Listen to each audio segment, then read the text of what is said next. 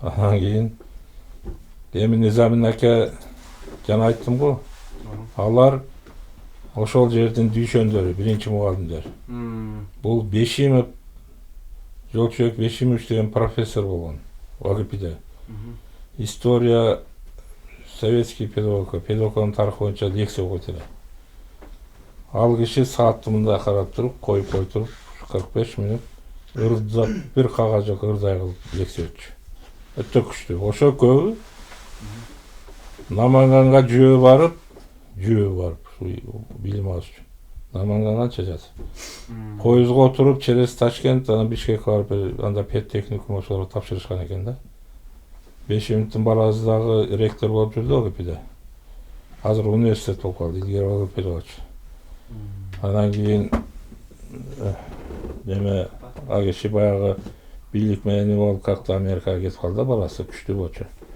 Эми ушулар Низамин аке айтат эле да. Чоң атаңар ошо немелер бай болушкан экен да. Эми Низамин акенин айтымы боюнча чанач, алабакан үстүнө чанач сай, чаткал тоо кырказын бирага, чаткалга ашкан эме. Ошо жер ошо силердин чоң атаңардын жайлоо болгон экен. Жылкылары көп болчу экен. Жылкыларды айдап сууга түшкөндө чаңып суу көрүнбөй калчу экен. Кийин анан ошо таласта жашап жүрүп, негизи муну аксынын жарымы багыш эли да, багыш уруусу. Аксы. Тең жарымы багыш, тең жарымы саруу. Эми Низамин акенин айтуусу боюнча силер бияктан барып отурган дейт да, отуруп калган негизи. А силер айыл жерде болгону силер эле багышсыңар кичинекей. Бакыянда, анан Кара сууда аз эле. Калганы Кытай, Саруу, Кушчу турат. Анан кийин Бекмамбет чоң атаңарды кулак кылат ошо кезде. Баягы жаңы Октябрь СС орноп, баягы Совет бийлиги орноп, байларды кулак кылуу неме башталганда Бөркалыда башалган немелер көбөйүп кеткен да. Түшүнүгү тайкы. Чын-чынына келгенде Кыргызстанда кулак кыла турган бир да адам болгон эмес экен. Завод, фабрикасы бар. Булар жөнүндө орто декан малын тартып алып колхозго берип, колхоз ашы тийбей койсо болмок. Эми кээ бир адабияттарды окусаңар, бир чересчур баягы немелер болгондо опурталдуу, баягы өзү түшүнүгү жок, кичине баягы бийлик, совет бийлиги баягы право берип койгон укук. Ошол элди неме кутуруп кеткен. Мисалы үчүн мына жакта бир Бекмурат Болуш деген болгон Аксыда. Биздин таятабыз бар. Ошо киши да көп билчү. Ошо силердин немелерди көргөн экен. Токтогул келип ырдаган экен ушунун тоюнда. Ошол өмүр бою талаада кардын түбүндө жатып жүрүп жылкысын багып жүргөн байдын куйругу деп мында кулак кылып көргөн экен. Байдын куйругу. Ошого чейин барышкан. Ошого чейин барган да. Баягы кийин ошо силердин чоң атаны Бекмамбет. Буларда Акмат би. Акмат би. Бекмамбет Болуш болгон. Анан ушу неме алганда буларды бүт жака сүргөн экен. Баягы эч нерсесин калтырбай, идишагача калтырбай алып койгон экен малды. Анан Оренбургка айдаган экен. Оренбургта жүрүп келип, кайра келген билгери ошо Сибирде ошо Оренбургка айдаган да. Кайтып келгенде дагы асылышып, анан ушу ошондо булар силердин туугандар чачырап кеткен экен. Ушу түштүктө жүрүп калган экен. Аман акелер да шакта жүрүп, Мырзахан акелер шакта жүрүп, ушул жерлерди жакшы билишет. Даже Өзбекстанда Намангандын жогорунда, Жаңы Коргон районунун үстүндө бир немелердин чоң өзүнүн жери болгон экен. Ордосу. Ошол кыз беле, кыздын немеси, кызын мен баргам, Низамин акени алып, анда Өзбекстанга кирип жүрүш кыйын болуп калган акыркы. Мен алабга иштейт элем, мына Чарынкулга алып барып келдим да. Кыздан тарагандар. Бир өзүнүн ордосу. Ошол кайчыл жылы ордуңуз эле? Мен Алабукада 99-жылдан жок. Ошо Баткенский событие, Чаткалда террористтер менен согушкан эме ошол 2000 болгондо, 2001. Алабукада 4 жыл иштедим, анан Низамин акени атайын машина менен алып барып, ошол туугандарын көрсөтүп келгем. Анда Өзбекстан уже жабылып, кирип чыгыш кыйын боло баштаган. А биз эми как сотрудник Өзбекстанга өтө жүрүбүз. Анан ошо эми алар баягы көп жыл өзбектердин арасында жашап, уже тилдери бурулуп не болуп кеткен да. Анан кийин бул Бекмамбет эми муну чоң атабыз да. Кийин Ошко түрмөгө камаган экен. Байларды, болуштарды ошондо Бекмурат болушту ошол жерде болгон экен. Анагы Токтогулду Сибирге айдаткан Керимбай болушту ошто болгон экен. Курманжанды аткан баласы салдырган түрмөдө.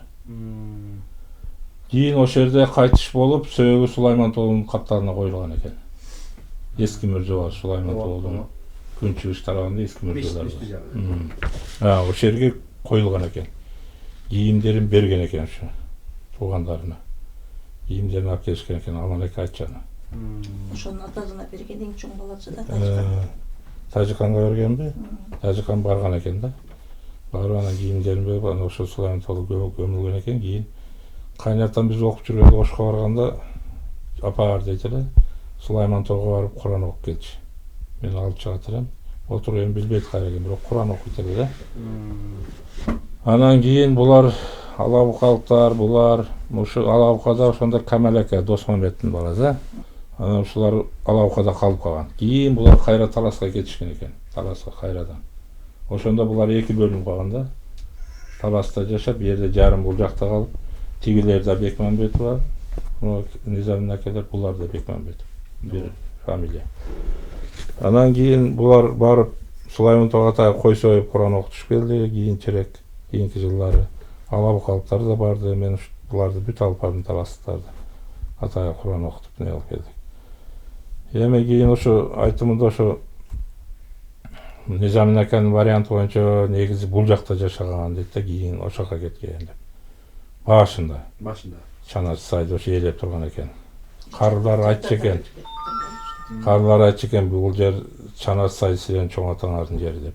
Низамин акенин жашыраак кезинде аксакалдар айтчу экен. Эми азыр канча жыл өтүп кетти. Анан кийин Таласка барып ушинтип экиге бөлүнүп калгансыңар да. Бакыянда жашап, Бейшекеде жашап. Мен эми угушум. Анан эми жана дисктини жазсам, ошондо Низамин аке бүт айтып берген да. Мен билгеним ошо. Эми булардан кыздар азыр Низамин аке өтүп кетти.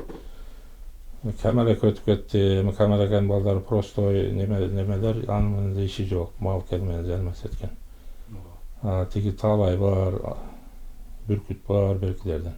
Анан Низамин акенин атын беришти ошо мектепке, 10 жылдык мектепке. Азыр Низамидин Бекмамбетов атындагы орто мектеп. Барганбыз. Анан бир классы бар, типи кичинекей анын немелери бар. Эми мен угуп жүргөндөрүм ошол эле. Анан эми жана дискте ал киши өзү отуруп бүт айтып бергени бар да, тиги туугандарына. Ушундай деп. Илгерки тарыхтагы немелерин изилдеп китеп жаза башташты. Акыркы мезгилде. Мисалы үчүн Сарбагыш чоң уру бар. Неменики. Түндүктө Сарбагыштар, анан Солтолор, анан неме кайда экөө жактагы. Азыр сиз айткандай мындай болуп атат да, азыр мамлекет деңгээлде 114 быйыл ошол инсандарга, бизге Кыргызга салым кошкондорго деп бюджеттен акча бөлүнүлдү. Ошол даткаларга, бийине, башкасына, ана кээбилерди карасаң эч мындай тарыхы деле жок адамдарга бөлүнүп калды да, эч мындай баягы өзүнүн туугандарына тартып коюшту да. Бул чоң тарых да. Китеп жаза баштады. Чыныгы тарыхта ордуларлар калып кетти. Туура. Тарыхта өзүнүн ордулар теги окуган эмес, бир каякта немелер чыгып атат. Мисалы үчүн силердин Таласта Сулмай Сатыкейлер бар, туурабы? Ана туннел, Курсагесин туннелинин алдында Сатыкейдин эстелигин коюп койгон. Жана травматолог бар го, ошолар, мынактагылар байланышып. Аксы менен Аксынын Таластын байланышы көп да, чоң. Себеби жайлоо бир болушун илгери ат менен катташып турган булар. Бу жактагылардын тууган уру көп. Мына жерде Баргы деген уру бар. Мына жерде Кызылжарда чоң айыл. Ушулар автобус менен барышып өзгөрүштү, Таластын өзгөрүшүндө. Кирпич завод бар го. Ошо тегеректе. Алар да келип ушинтип катташып турушат да. Анан эми ошо жаза башташты, анан бүт изилдеп. Эми кээ бирлер тарыхта такыр орду жоктор деле жазылып атат, макталып. Анан эми тарыхта орду. Мен Алабукада замначальник болуп иштеп жүргөндө, мына Атай, знаменитый Атай, виртуозный коммузист, туурабы Атай? Анан маш ботой немелерин либо жерде ошону четкенде баарысы көңүл бурулат. Ооба. Атай ой булбулду көбү билбейт да. Ой булбулду ошо булбул Алабукада жашаган. Мен иштеп жүргөндө Талас Таңшит деп Атайдын 100 жылдыгын өткөрүшкөн. Мен ошо булбулду кийин угуп, Атай булбулду барып көрдүм үйүнө. Кемпирди. Ошондо 84-85 жаштагы кемпир экен. Чыныгы баягы сулуулуктун изи бар. Төрөгелди Балтагуловдун карындашы болот. Анан кийин анын эки небереси менин колумда иштейт эди участкада. Анан баягы тарыхты билип калган барып Атай бир эми бар булбул кемпирди көргөн. Ошондо тирүү болчу. Ошондо эсептесем туура келип атат да. Атайдан бир 15 жаш, 16 жаш кичине болгон да. Атайдын 100 жылдыгын өткөрүштү. Анан Шакенеже деген бар эле. Мен айттым, Шакенеже ошондо бүт жактан бара баштады, Дом культурадан Таласка, Атайдын 100 жылдыгы. Мынерде бир сыр бар. Атай булбулга ой булбулду чыгарган, мына азыркече ырдашат ой булбул. Ошо булбулга арнап чыгарган да. Атай ушу бир кезде булбулга кат жазып берип жүргөн экен. Колу менен. Ошону кемпирден сурабайсызбы? Может, бокчосунда бекитип жүргөн болсо, булбулда сүйүп калган экен, атасы болбой койгон экен. Мен Таласка кызым менен ким барат? Алыс. Ошо каты болсо, ошону алып барам да, ошол жерде окуп берем. Анан ал мындай деп кат жазган экен. Эми Атай келген, анда ашуу менен ашып катташкан да. Төрөгелди Балтагулов бул чоң коомдук саясий ишмер болгон. СКда иштеген адам. Ал больницадан чыгып алган эми ал эркиндейси. Анан ошо кезде мен кийин Таласка барганда сурадым. Баласаруу деген мектепте директор болуп иштеген экен. Атай менен аябай жакшы болгон экен да. Эми баягы Таластын аксы менен байланышына тиешелүү да бул немелер, илгертен. Анан Атай сулуу көйрөң жигит болгон. Кыз жаккан эмес. Анан ошондо бирөөлөр айткан экен, сен сулуу кыз издеп үйлөнөсүң, анда сен Аксыга бар. Сулуу кыздардын баары ошо Аксыда деп. Алымканда ошо Токтогул ошактан тапкан Алымканды. Көк сулууду жеңи жок да ошактан барып тапкан. Жеңи жок силерден келген. Ооба. Кара бураны ашып. Өтө өзү аты өтө. Анан Шакел атагы чыккан Аксыга. А мен бул жака кандайча барам десе, аны досум көрбөйбү Аксылык директор. Ошого кошулда бар, ошоктон таап берет да, ошо негедир ошо сөз мезине орноп калып сиңип. Анан төрөгөлдө көбү жакшы экен да. Келген экен жака. Келип ушинтип чай берип, мейманчылап кой союп алып атканда, бир жаш кыз чай алып кирип чыгып, жакшынакай сулуу кыз экен. Анан Атайга негедир, Атай эми келип анда комуз ойноп, элдин баарысы үйүлүп. Анан Атайга көзү түшүп жаап калат экен да. Аны эзези туруп, Атайдан балдарды тиги Алабуканын суун айлантырып келип, эт берип пиширип тамак даярданыш дегенде айланып келгенден кийин Төрөгелдиден сураган экен. Төрөгелди досум, мен эмне себептен келгенин билесиң, тиги кыз ким бизге чай алып, чай неме алып аткан. Ал менин бир тууган карындашым, аты ким Булбул. Эми мен эмне максаттан келгенин билесиң, ушу карындашың бер мага дейт. Сүйлөшүп көр, мен каршы эмесмин дейт экен. Эми алып кошо алып келген да, кыз карайбыз деп. Анан Булбул дагы жактырып, экөө бир-эки күн встреча кылса керек. Анан атасы болбой койт экен. Анан ошондо Атай кайра кара бураны ашып кеткенче ошо ой Булбулду чыгарган экен да. Тарых, Тарых. Анан Атай кийин бир кат жазып берген экен буга. Келгендерден кеп уктум, күйөөгө чыккан деп уктум. Райкомдо күйөөсү катчы болот деп уктум деп. Булбулдун күйөөсү райком партияда 2-3 секретарь болуп иштеген ошондо. Өскөнбаев дегендер.